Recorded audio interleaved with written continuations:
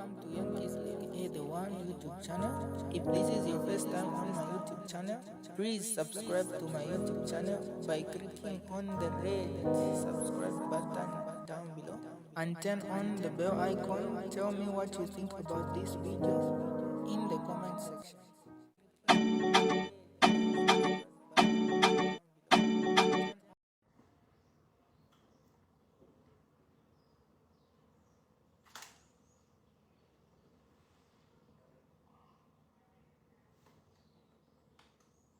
We have taken note of the press conference held yesterday by His Excellency Mr. Kizzy, President of the Republic of Zambia. What was revealed at that briefing was deeply concerning. We witnessed a head of state speaking as though he owns the country and believes every dissenting voice is driven by hatred.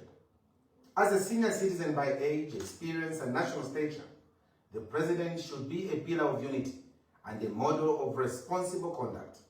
Unfortunately, the remarks he issued fell far short of this expectation and instead risked sowing division and resentment among our people.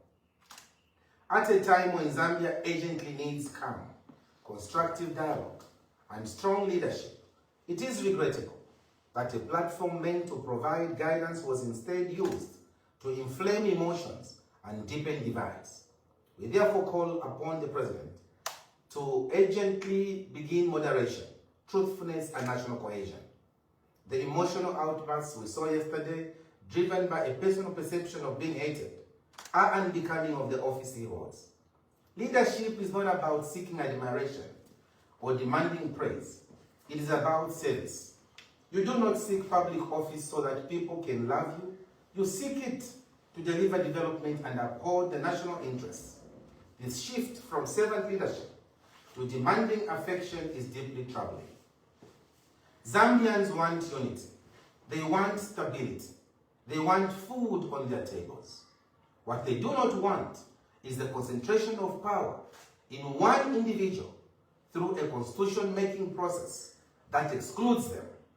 The President's repeated suggestion that criticism of Bill 7 is rooted in tribal hatred only confirms that these amendments are not for the people.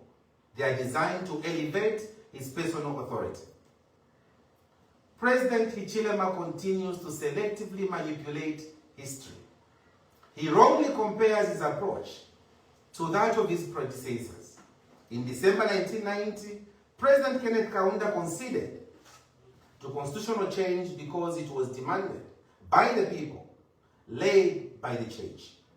The constitutional review that culminated in the 2016 Constitution began under President Manawasa and continued across subsequent administrations. Again, people-driven. Today, we have a president-centered constitutional process where any disagreement is dismissed as tribal hatred. Is this leadership? Is this presidential? We also wish to remind him that repeatedly invoking the names of deceased individuals for political effect is insensitive and unnecessary. It brings renewed pain to grieving families and undermines the respect we owe those who have passed. We urge him to desist from this practice immediately.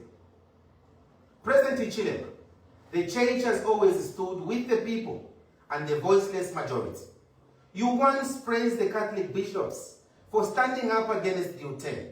Today, for standing against Bill 7, you accuse them of tribalism. My elder brother, it is not too late to apologize and withdraw this divisive bill. It is also evident that the nation is being governed through double standards. One set rules for the ruling party and another harsher set for the opposition. This conduct only validates President Kaunda's earlier warning that entrusting national leadership to Mr. Hichilema could divide the country. We further urge the President to stop making promises that are never fulfilled. Before announcing new commitments, such as diverting public resources to constituency-level power generation of 2 megawatts, let him explain what will demonstrate wisdom and restraint. We therefore call on rather than divide, to heal rather than reopen wounds, and to account for the responsibilities he owes. Our country deserves leadership that builds, not breaks, that clarifies, not confuses, and that prioritizes the collective good over personal narratives. Recent events, including those in Choempala, have sent a clear message that Zambia desires better.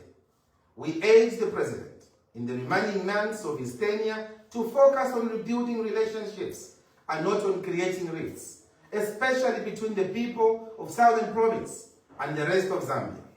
We refuse to be divided by anyone, particularly over an attempt to force an illegitimate constitution upon the citizens.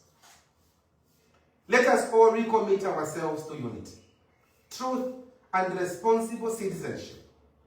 Let us reject all divisive utterances and actions that undermine the spirit of one Zambia, one nation, an ideal our forefathers fought so hard to secure.